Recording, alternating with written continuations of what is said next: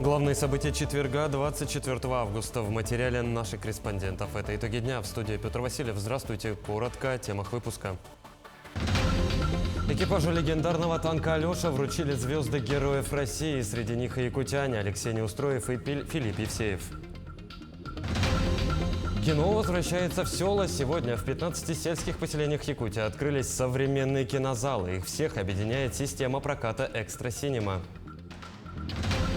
180 лет спасения жизни. В этом году Якутская республиканская клиническая больница отмечает свой юбилей. Якутск готовится принять 14-е международные соревнования по вольной борьбе памяти Дмитрия Коркина. Традиционный мемориал соберет на якутских коврах ведущих борцов России из зарубежных стран. Не хуже опытных садоводов. В первой школе Ленска поспели арбузы. Все лето за ними ухаживали ученики. Владимир Путин вручил звезды Героев России экипажу героического танка «Алеша», в том числе и 2 якутянам. Президент страны вручил государственные награды экипажу танка, который в одиночку разгромил колонну бронетехники вооруженных сил Украины на запорожском направлении. Среди них звезды Героев России получили якутяне Филипп Евсеев и Алексей Неустроев. Золотых звезд Героя России удостоены лейтенант Александр Сергеевич Леваков и ефрейторы Филипп Александрович Евсеев и Алексей Михайлович Неустроев. Этот слаженный танковый экипаж вступил в бой с превосходящими силами противника и совершил, казалось бы, невозможное, совершил подвиг. Не только одержал победу в бою, но и спас своих товарищей, чей танк оказался подбитым. Звание Героя России также удостоен старший лейтенант Расим Рашидович Баксиков. В ходе напряженных боев он действовал мужественно, проявил личную храбрость и героизм. Медаль за отвагу будет вручена ефрейтору Илье Вадимовичу Гаврилову. Грамотно используя беспилотник, он обнаружил врага и точно скорректировал огонь нашей артиллерии. Его эффективное взаимодействие с экипажем танка помогло выполнить сложные боевые задачи. Дорогие товарищи, обращаюсь сейчас к нашим военнослужащим. Благодарю вас за службу, горжусь вами. И, конечно, еще раз от всего сердца поздравляю всех граждан России с 80-летием победы в Курской битве, на Курской дуге.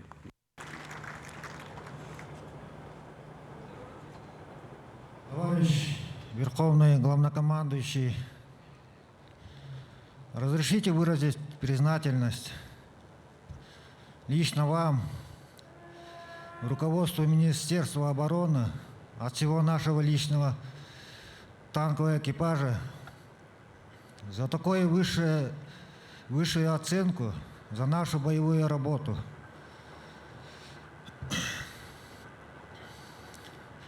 Воины-танкисты с нашей части просили передать вам, товарищ Верховный Главнокомандующий, что впредь и с честью будем выполнять все поставленные задачи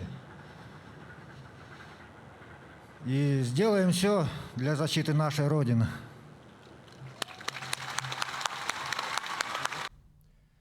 Якутян, членов экипажа прославившегося на весь мир танка «Алеша» Филиппа Евсеева и Алексея Неустроева в телефонном разговоре поздравил и глава Якутии Айсен Николаев.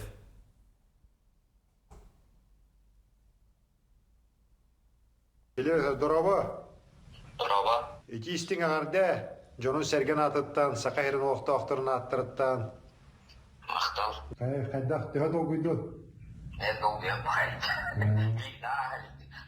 Президент Владимир Путин по видеосвязи выступил перед участниками делового форума стран БРИКС. Путин напомнил, что БРИКС выступает против политики неоколониализма и гегемонии Запада, а также поддерживает формирование многополярного мира. Среди основных приоритетов БРИКС Путин назвал создание новых безопасных транспортных магистралей. Он призвал создать постоянную комиссию по транспорту, которая занималась бы вопросами логистики. Президент России призвал расширять расчеты в национальных валютах и межбанковскую кооперацию. Многоплановое партнерство, взаимодействие по линии БРИКС не только вносят существенный вклад в обеспечение устойчивого роста наших государств, но и в целом способствует оздоровлению ситуации в мировой экономике и успешному достижению поставленных ООН целей глобального развития и задач по борьбе с бедностью, расширению доступа населения к качественным услугам здравоохранения, искоренению голода и укреплению продовольственной безопасности. Поэтому хочу выразить уверенность, что деловой форум и деловой совет БРИКС продолжат свою созидательную работу, направленную на углубление контактов между предпринимательскими кругами стран «пятерки», на совместную реализацию новых взаимовыгодных проектов. Перспективы развития массового спорта в России обсудят в рамках выставки «Улица Дальнего Востока» на Восточном экономическом форуме во Владивостоке с 10 по 13 сентября. Традиционно павильон Минспорта России будет посвящен федеральному проекту «Спорт. Норма жизни» национального проекта «Демография». Это площадка для презентации спортивных инициатив и результатов работы спортивных федераций и физкультурных организаций. Место встречи и общения региональных органов власти, спортивных федераций и представителей бизнеса. В этом году будут открыты 2 павильона, посвященные спортивной тематике. Это «Спорт. Норма жизни» и «Арена ГТО». Бизнес-джет потерпел крушение в Тверской области 23 августа. По предварительным данным, на борту было 10 человек, все они погибли. В списке пассажиров, как сообщила Росавиация, значатся в частности состоявший в ЧВК «Вагнер» Евгений Пригожин, Дмитрий Уткин и Валерий Чекалов. На месте работают представители правоохранительных органов и сотрудники МЧС. Но в преддверии Дня российского кино, который отмечается 27 августа, глава республики Айсан Николаев встретился с представителями киноиндустрии, с теми, кто кино производит и занимается его прокатом. Ежегодно в Якутии снимают и выпускают в прокат множество картин. Онлайн-кинотеатры с удовольствием берут фильмы якутских режиссеров на свои площадки, а иностранные прокатчики показывают в кинотеатрах за пределами страны.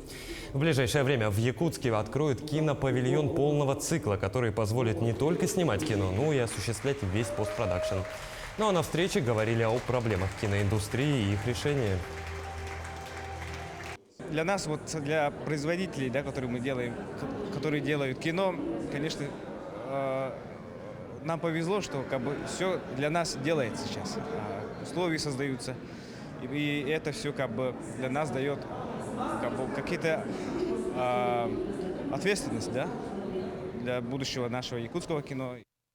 Кино возвращается в села. Сегодня в 15 сельских поселениях республики открылись современные кинозалы.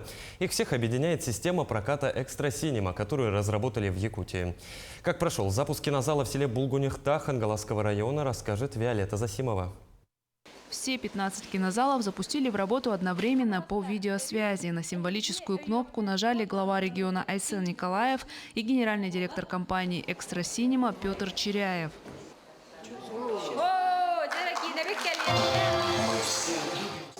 Новый кинозал в селе Булгуняхтах разместили на базе местного центра культуры. Комплект кинооборудования и контрольно-кассовая техника были закуплены за счет субсидии регионального Минкультуры. Кинозал работает на платформе «Экстра Синема». Она включает в себя отечественный проектор, который собирают технопарки Якутия, цифровую платформу и стандарт кинопроката. Доставка фильмов осуществляется через интернет, и при этом обеспечивается шифрование и надежная защита цифрового контента от взлома и копирования.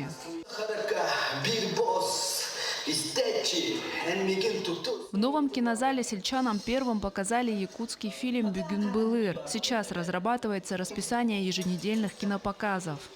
Мы планируем 3 киносеанса. Например, для взрослого населения в рабочие дни им удобнее, поэтому среда, четверг по вечерам для взрослого населения, а по субботам для детей и молодежи. Одной из первых возможностей современного кинозала оценила жительница села и женщина-киномеханик со стажем более 30 лет Геокла Петрова. Качество, конечно, не то, что у нас. У нас и оборваться могло пленка. Все, пиши пропало, тогда сиди, ремонтируй.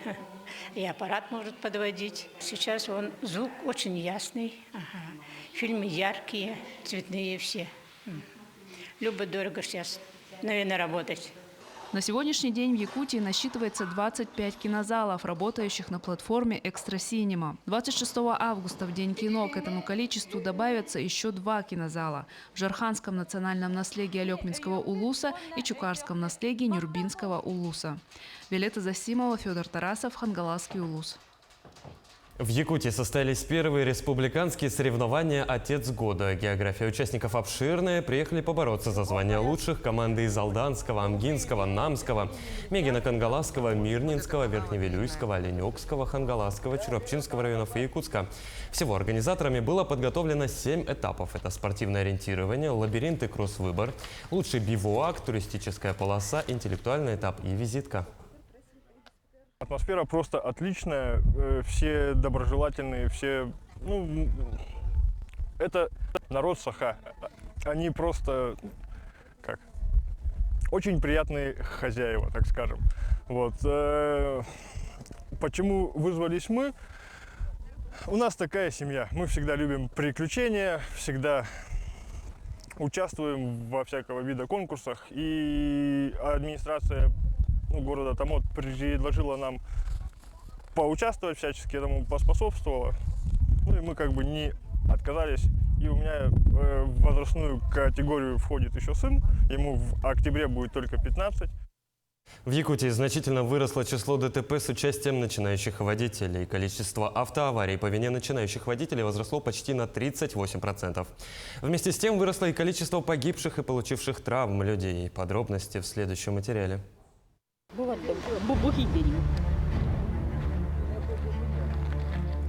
Только за этот год на территории республики зарегистрировано 29 дорожно-транспортных происшествий по вине автолюбителей со стажем вождения меньше 2 лет. При этом погибли 6 человек и 43 получили травмы различной степени. Госавтоинспекция отмечает, что за текущий год из 18,5 тысяч сдававших экзамен по теории с первой попытки сдали только около 5,5 тысяч человек. Практику из 12 тысяч сдававших только 2 тысячи. Такая статистика, к сожалению, свидетельствует о том, что в настоящее время уровень подготовки в якутских автошколах остается низким. А в целях повышения качества подготовки водителей транспортных средств 16 августа текущего года состоялось совещание с участием Министерства образования и прокуратуры Республики Саха-Якутия. По результатам совещания было принято решение проверить учебно-материальную базу на предмет соответствия учебно-транспортных средств, мастеров производственного обучения и преподавателей. В республике подготовку водителей осуществляет 51 учебная организация. Мы обратились в одну из автошкол города для того, чтобы узнать, в чем главная ошибка начинающих водителей и хватает ли курсантам времени на практику, чтобы чувствовать себя уверенно на дороге. Ученику дается 25 занятий, 10 из них на автоплощадке, здесь 15 по городу. Курсанты обычно здесь ошибаются на параллельной парковке. Гараж не включает указатель поворотника, ручник. По городу у нас основная ошибка на круговых движениях. Сами курсанты считают причиной завала экзамена невнимательность. Причем, если на площадке автошколы практический экзамен им дается легко, то на дороге в присутствии сотрудника госавтоинспекции появляется волнение. Я не заметила знак дорожных работников. Временные дорожные работы были на дороге, я не заметила знак. И проехала на скорости 40 км в час, а надо было на 20 поехать. Самое сложное, что мне говорят инструктора и другие курсанты, это кольцевые, все на них ошибаются. И забывают перестраиваться, например, слева и на правую, когда надо выехать. Как показывает печальная статистика, погибших в автоавариях по вине начинающих водителей стало на 600% больше, чем в прошлом году. Госавтоинспекция призывает автомобилистов, независимо от стажа вождения, быть внимательнее на дороге, а профессионалов быть терпимее к водителям транспортных средств со знаками «Начинающий водитель» и «Учебное транспортное средство». Мария Кардашевская, Григорий Хлопков, Якутск. 180 лет спасения жизни. В текущем году Якутская республиканская клиническая больница отмечает свой юбилей. На 23-й год руководство больницы возложило большие задачи и планы. К примеру, расширить приемно-диагностическое отделение. Что очень актуально и оправдано. Приемный покой – это единственное отделение, через которое проходят все пациенты больницы. О работе приемно-диагностического отделения расскажет Марфирина Алексеева.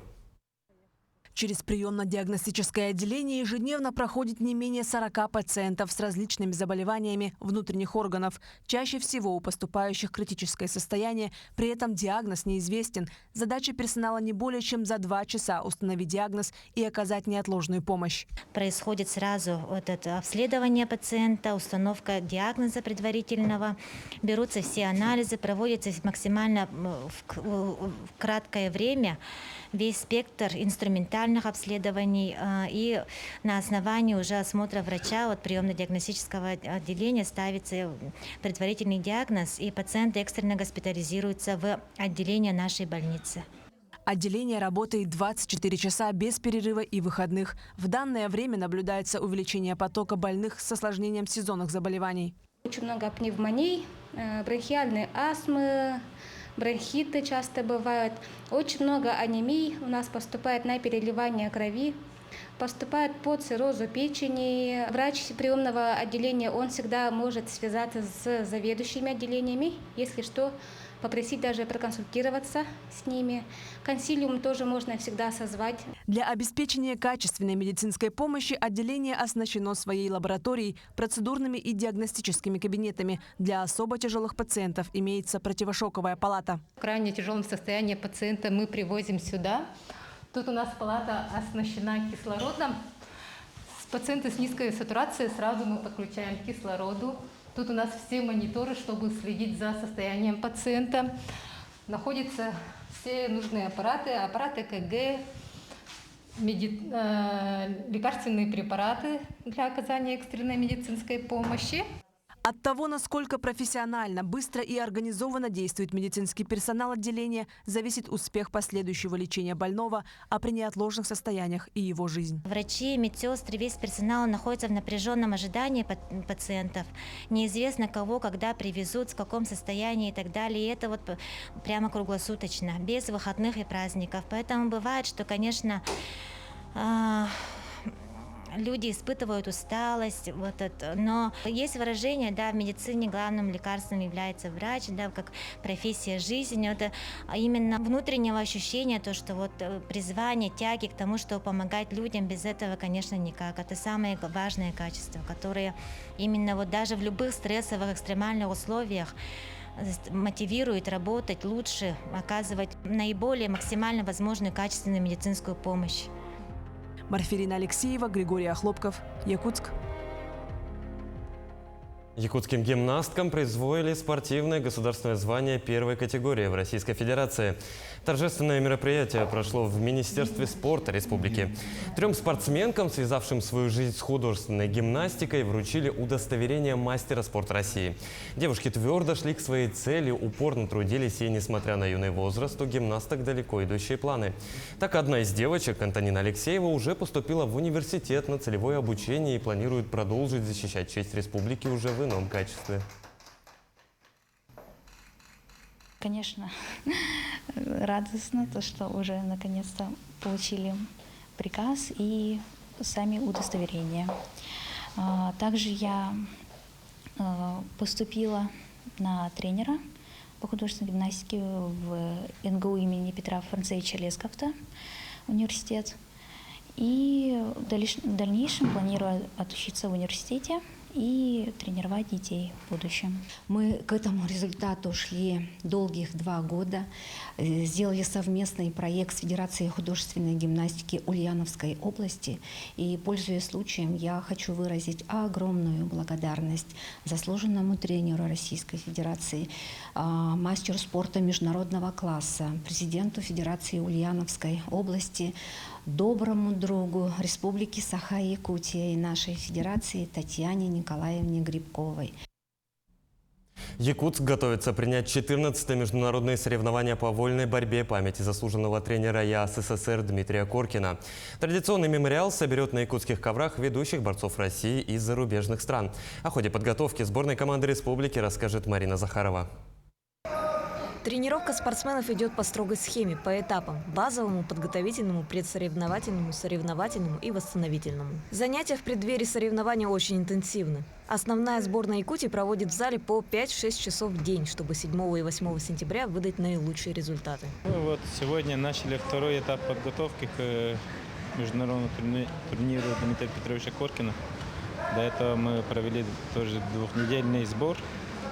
Сейчас вот у нас подводящий этап начали вот сегодня. И до 6 числа мы будем, ребята сейчас будут подводиться. Вот, первая неделя нагрузочная будет, контрольные схватки будет и уже сгонка веса и подводка основная. Внимание уделяется не только тренировкам, но и теоретическим занятиям, на которых спортсменам рассказывают о важности соблюдения режима и пользе правильного питания. Спортивные врачи пристально следят за их здоровьем, чтобы как можно раньше предотвратить нежелательные исходы. Интенсивная проверка, у нас все под контролем. Если какие-то изменения получаются, мы, конечно, начинаем сразу. Спортсмен – это как машина, да, все равно. Это боевая машина, поэтому он должен быть готов на 100% к соревнованиям. Поэтому все это проводится. Раннее выявление каких-то изменений. И, конечно, мы как автомеханики тоже, да, машину ремонтируют, поэтому мы спортсменов тоже ремонтируем. И, конечно, у нас нет таких случаев, что спортсмен по каким-то причинам не выступал, да. Они постоянно в боевой готовности у нас. Столь знаменательное событие запомнится не только зрелищными схватками, но и приятными призами, которые будут разыграны среди болельщиков. А главным призом станет возможность лично поддержать борцов вольного стиля на чемпионате мира, который состоится с 16 по 24 сентября в Белграде. Марина Захарова, Дилустан Иннокентьев, Якутск. Алроса за безопасность полетов. Каждые 3 года по требованиям законодательства аэропорты страны должны проводить эколого-орнитологические исследования их окрестностей. Институт биопроблем крилитозоны по заказу Мирнинского авиапредприятия подразделения Алроса провело исследования для выявления качества и видового состава птиц в зоне аэропорта с целью обеспечения безопасности полетов. Подробности далее. В 2023 году зимой и весной Алроса обследовала территорию аэропорта для того, чтобы иметь данные о том, сколько на этой территории гнездится птиц и как это может отразиться на безопасности полетов. Работа еще пока продолжается, потому что условия данных исследований – это всесезонность. То есть уже на сегодняшний момент проведены зимние исследования, весенние, ранние, летние. Сейчас проводятся поздние летние исследования, потому что на каждом, скажем так, жизненном этапе, то есть да, природы непосредственно в отношении сезонов, происходит и жизненный этап различных птиц. Это там гнездование, перелет, то есть там вылупление птенцов, то есть их выход непосредственно из гнезда. И завершающим этапом это будет проведение осенних исследований. Заключительный отчет именно эколого-орнитологической экспертизы мы ожидаем в ноябре текущего года. По итогам первых исследований было выявлено, что скопление птиц и их видовое разнообразие в зоне самого аэропорта достаточно низкое. Основная концентрация ворон и мелких воробьиных наблюдалась в районе полигона для твердых бытовых отходов. Проблемы, создаваемые птицами, несут большую угрозу безопасности полетов, вплоть до катастроф. Эта проблема существует во всех аэропортах мира, в том числе и в аэропорту Мирный. У нас есть визуальные средства отпугивания птиц от аэродрома, такие как сигнальная лента, полусферы, шары с имитацией глаз хищника и биоакустический прибор, установленный. Социальная политика Алроса имеет особое значение для жителей Республики Саха-Якутия и касается самых разных сторон обеспечения жизнедеятельности людей. Так, в Мирнинском районе компания финансирует строительство нового аэропорта. В целях обеспечения безопасности полетов с учетом минимизации негативного воздействия на окружающую среду компания организовала проведение орнитологической экспертизы. Обеспечение безопасности жизнедеятельности людей, в том числе экологической безопасности, один из ключевых приоритетов в системе ценностей компании. Мария Кардашевская, Иван Яковлев, Иван Сорокаумов, Виктор Дичковский, Мирный, Якутск. В первой городской школе Ленска поспели арбузы. Все лето за ними ухаживали ученики совместно с садовником Полиной Афанасьевной, которая и была инициатором экспериментальной высадки теплолюбивой ягоды в суровых якутских условиях. Эксперимент удался, а наша съемочная группа побывала в школьном саду воочию, увидела выращенные арбузы и даже попробовала их на вкус. Первая школа единственная в городе, где есть свой яблоневый сад и огород. Каждый год садовник Полина Федорова вместе с учениками высаживает новые яблони в саду и выращивает в огороде овощные культуры. Сегодня это кабачки, баклажаны, тыква, кукуруза, также подсолнечник. А еще в этом году впервые Полина Афанасьевна решила попробовать вырастить арбузы. Было посажено более 80 саженцев, прижились только 40. Технология выращивания, рассказывает садовник, очень простая. Не надо посынковать, надо только вовремя поливать и подкармливать. Маленькие такие прорезы делаем в грядках на пленке и поливаем только через эти маленькие прорезы. Ухаживали за арбузами ребята, ученики школы. Все лето во время практики они трудились в огороде. Мы делали грядки, отделяли, накидывали пленки. Потом в этих дырках были семена арбузов. Мы потом их поливали, они росли. Я думал, они не вырастут, они вот выросли вот такие большие. Один, самый большой, после очередной рабочей смены в огороде, Полина Афанасьевна разрешила ребятам срезать. И, конечно, первым делом мы его взвесили. Неожиданно и приятно. Его вес 7 килограмм. Специально для нашей съемочной группы Полина Афанасьевна с ребятами решили устроить дегустацию и проверить, насколько созрела ягода. С замиранием сердца дети ждали, когда Полина Афанасьевна разрежет арбуз. И немного расстроились, увидев, что он не дозрел. Арбуз очень вкусный. Несмотря на цвет, кажется, что он будто не дозрел. Но он очень вкусный и сладкий. С него даже течет сок.